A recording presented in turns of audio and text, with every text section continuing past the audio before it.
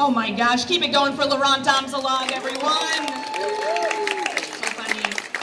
All right, everyone, we have reached the point in the evening where we are going to hear some stand-up from me, your host, Stacey Axler. Woo! Thank you.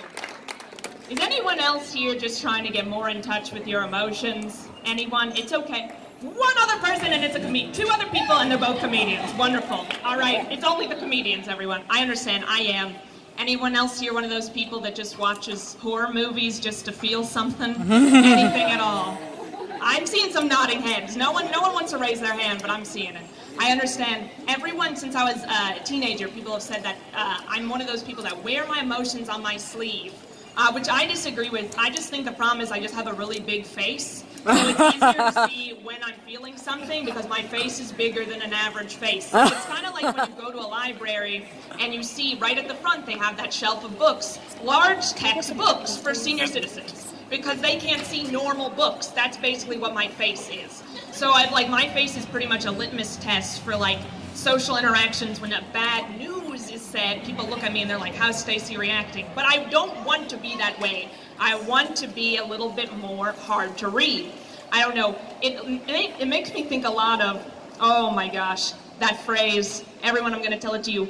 Has anyone heard the phrase, we're gonna look back on this and laugh? Have you ever looked back at anything in your lifetime, good, bad, or otherwise, and said, ha, that was funny? No, you haven't. No one does that. No one looks back and laughs at anything. I feel like that was created by like Henry Ford during the first stock market crash, where he's like, don't worry, guys. In 10 years, we're going to look back on this and laugh. And everyone's like, no, you idiot. Also, you're a bad man. That's what I like. That's what I hope how the interaction went. I really do. My God. It makes me think a lot of something that I've really been regretting a lot, and I'm actually embarrassed to tell you about it because I told someone in my family about it, and they're like, you should be ashamed of yourself, but here it is. Okay, something I definitely won't be looking back and laughing about. I was in the Giant for the first time last month in like 18 months, and I was like, oh, I love the Giant, here I go, and I went into the aisle for lunchbox snacks. And I don't have a lunchbox, but they don't check to see whether or not you can still buy those snacks. I was buying the snacks, and this child came up to me, like 6 years old, and was like, "I don't know where my parents are. I'm lost." And then I was like, "Oh my God, I guess I'm the only adult in this aisle, or the only person at all." So I was like, "Okay, I have to do something." So I said, "Don't worry, it's okay." Everyone, that was the first step. That was good.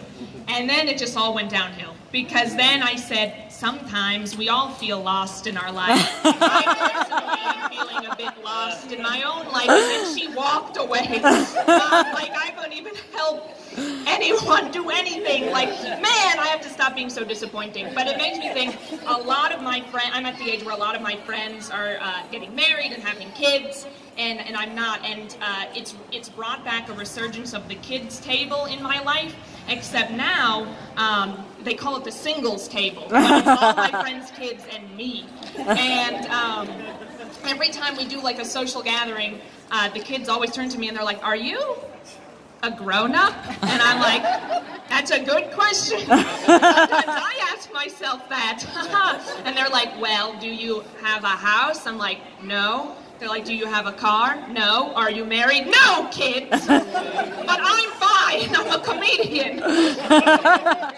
But it's okay. It's okay.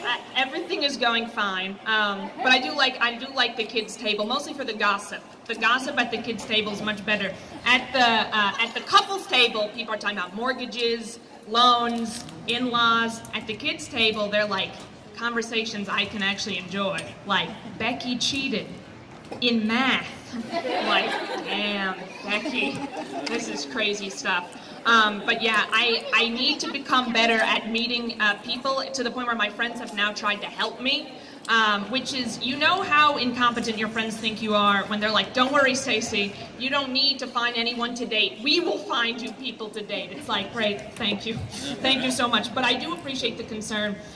Pre-COVID times, I was in a bar, and I was trying to order a gin and tonic, and someone approached me and struck up a conversation, and then about like 20 minutes in, they said, "What are you into?" And then I said, "Oh, D&D, playing chess." And they're like, no, no, no, like, I meant, what are you into, like, what do you like in bed? And I was like, oh, haha, a firm mattress, really nice Egyptian cotton sheets. And then they walked away, and my friends converged, and they're like, Stacy, that person was hitting on you. I was like, no, no, no, they just wanted mattress advice. And they're like, no, Stacy, that person wanted your number. And I was like, but I only knew them for 25 minutes. And anyway, they were like, don't worry, Stacy, don't worry.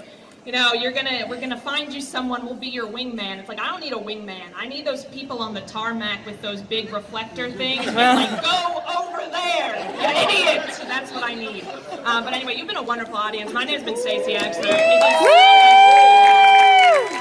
my gosh, thank you all so much. Everyone, I am so thrilled that this next comedian is here.